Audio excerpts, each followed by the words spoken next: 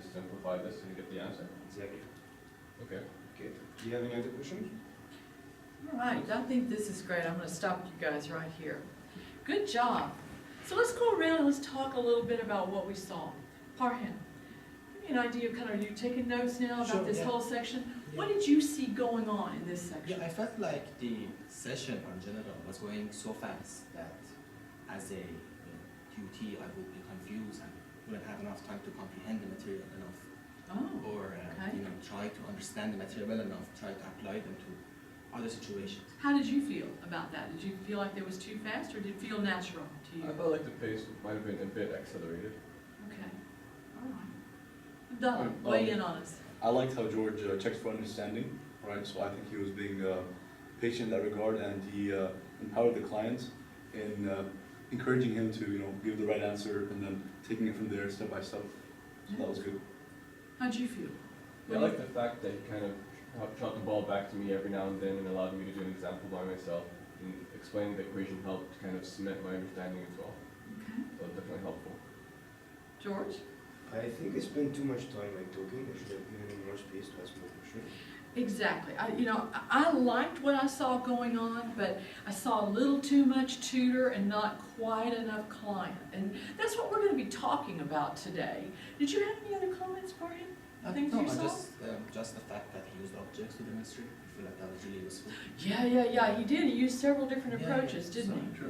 In order to cater to different learning styles, besides using pencils and paper and graphing, he could have also brought out a video on the topic, for those who are audio and Yeah, visual. like we're talking about using the iPads and things like that. And of course, we've got some great tutorials, on the website. And if we get the iPad situation going, it'll be really easy to click on some of those tutorials and really kind of reinforce that with some visual. Good. All right, so let's move. We don't have much time. It's just a 1 hour slot. So let's kind of move into what I want to talk about today. If you don't have any other questions about what we did in this little mock interview, no? Just a comment that Yeah. I felt like the TUT wasn't really engaged to the interaction, and that's why the tutor might have took the pencil away from him, because as I saw he was solving the question, he just kind of waved at the question, just said, okay, I divide this by that. And I felt Of course, this that's might- something we deal with a lot, Yeah. is the tutee or the client that's a little detached, Yeah. or, Yeah. sometimes that's a cover for a client that feels embarrassed. We sometimes misread that as somebody, they don't care about learning, when in fact they are mortified that they just don't get it. And so, quite often, that's what the tutor has to kind of ferret out and find out where we really are in the session. So where are we in the session? Today we're talking about the mid part of the section. And like we talked about last time, if the section the session is a hamburger, we've kind of got the beginning, we've got the meat, and we've got the ending, all right? So today we're kind of talking about the meat of the tutoring session, when hopefully the client gets what they came for and the tutor delivers, all right? Okay, so let's just roll it back really quickly. What did we talk about last week? Let's just remember the top bun, okay, on this. What are we trying to do in that engagement section, phase 1? We're trying to develop a rapport with the client and kind of break the ice, get them comfortable. Yeah, good.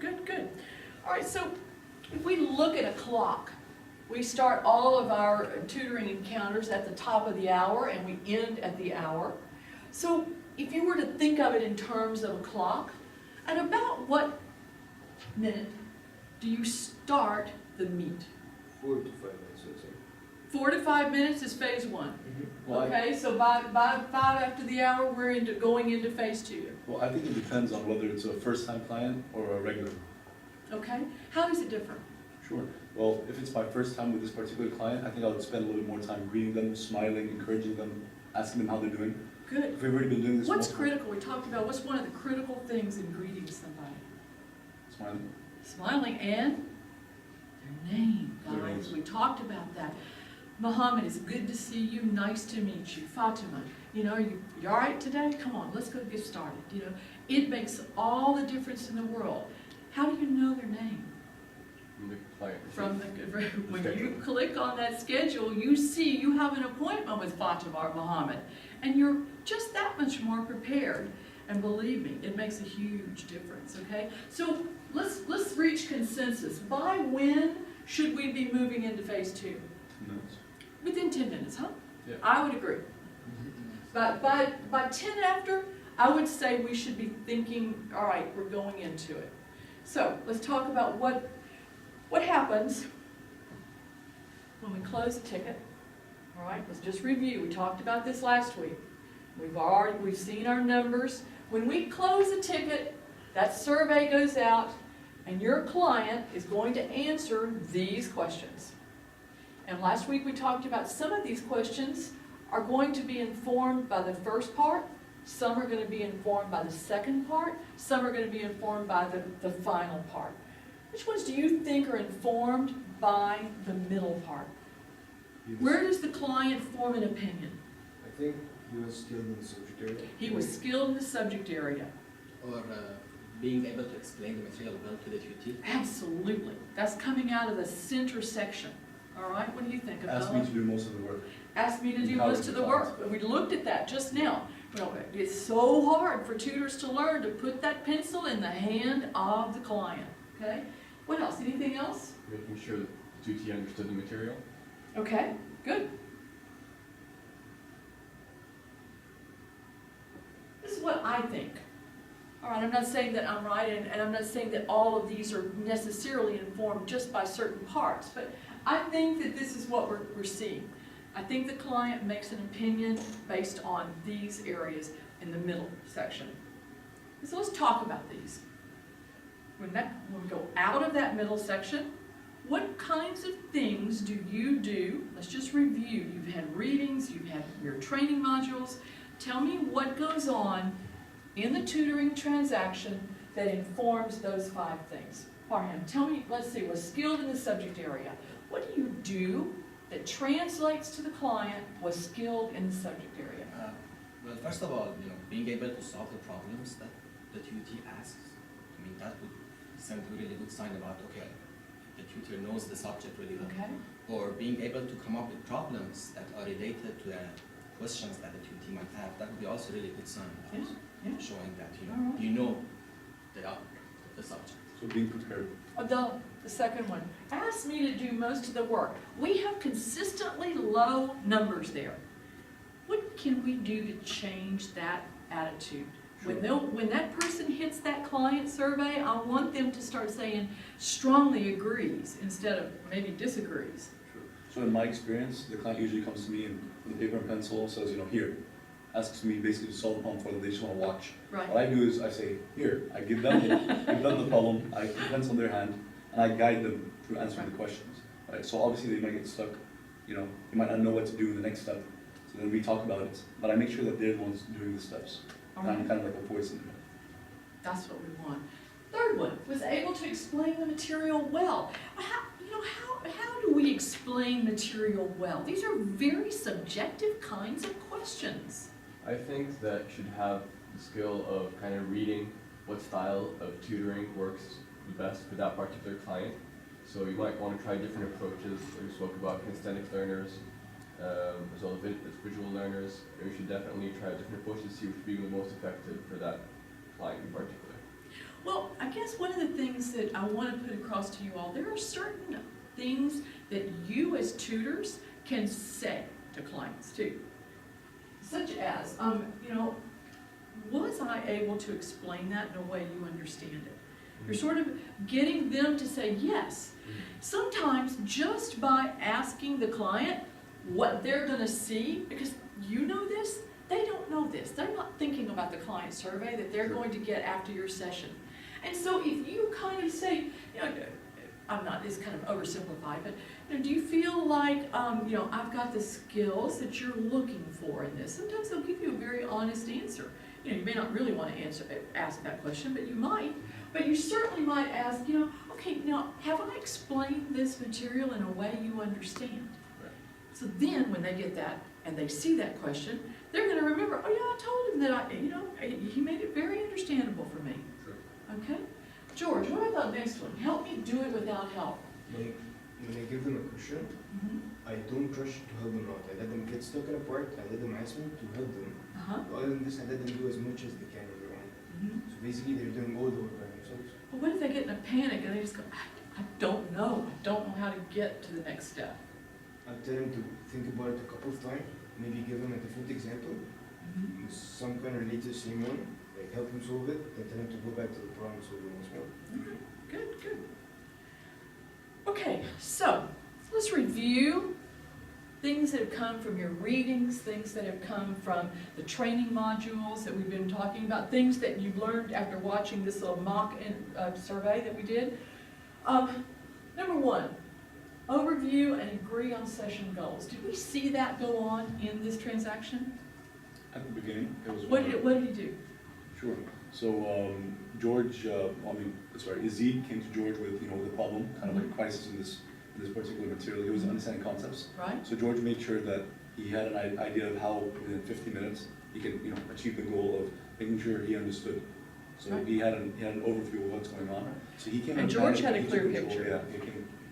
Yeah, good, good, good. All right, so the next one, demonstrated mastery. What did we see go on that really, in your mind, would have translated to mastery? What do you think? You were the client, so what demonstrated mastery today to you? I think that just the fact that he explained the concept of how to calculate different forces in a very clear manner, and then the fact that I was able to recite it right afterwards in a correct manner is directly reflective of his mastery in the subject. Good, good. Well, so do you feel that George had confidence? Definitely. I did, but was it overconfidence? No, not really. What does it look like when a tutor is overconfident? Because I've heard that. I've heard complaints in the past that certain tutors are overconfident, or maybe the word arrogant is used. They might kind What of, sends that message? if you have somewhat of a condescending or patronizing attitude towards the client, you don't want to make them feel that you're freebieing them. You want to make sure you are a peer tutor after all, so you want to make them feel like you're on the same level and that you're helping them out. Yep, absolutely. Very good. Now, the next one, number 4. This is the tough one for tutors. Gradually relinquishing control. I know what I saw go on here. I saw several moves between George and Yazid, where George was, basically saying, well, why don't you try this? And getting Yazid encouraged. But then all of a sudden, Yazid said, well, I don't get it. And Yazid put the pencil down. And George immediately picked the pencil up and started. And I'm not saying that's entirely wrong. But did you notice that shift that constantly goes on? And the tutor has to be really mindful of that. That, okay, I'm going to push, we're going to gradually keep pushing this back. Why do we do that? Why are we saying, we need you to do this? I wanted to say 2 things. The reason we do this is because our goal as tutors is to make sure they become independent learners. Absolutely. We do want them to keep coming back to us. We want to keep helping them. We don't want someone to be stuck where they can't do anything on their own. Trying to make them become better learners. Right. And one way we can do it is by working with the client over a series of sessions. First time they come, they expect that you're going to do everything for them. But you surely show them that you're coming to me with certain questions. I'm going to help guide you in coming up with answers yourself. I think it's the idea of staying in a fine line of passing the control back and forth, because then, as Abdullah said, if we shift the control over a really long period of time, then we are sure that this client is going to leave us. But we're going to make sure that he will send people back to us who have the same problem, because he will go and say that, He was I able had a to. really good experience, and he made me what I am today. So I encourage you to go to the same person and help you in That's that really idea. interesting. I'd never, until you just said that maybe sometimes as tutors, are we afraid that our clients might leave us, outgrow us, not need us? Are we afraid of that ever?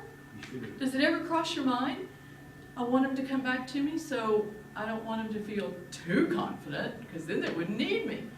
I never even really stopped to think about that, because I'm so used to our clients coming in, oh my God, I'm desperate. Yeah. But of course, what I know from our numbers is we have enormous numbers as freshmen, still big numbers as sophomore, and junior and senior. By the time they're seniors, we don't see much of them. I think we want to be the ones who instill confidence in them. So then they'll remember us and come to us whenever they are having trouble. If we're the ones who instill confidence in them, they'll come back to us. But I don't think we need to be worried about them being overconfident and never needing us. No, I don't either, but it does happen. It does, it really does. All right, good. So let's keep on going. Check for understanding. What do we mean by that?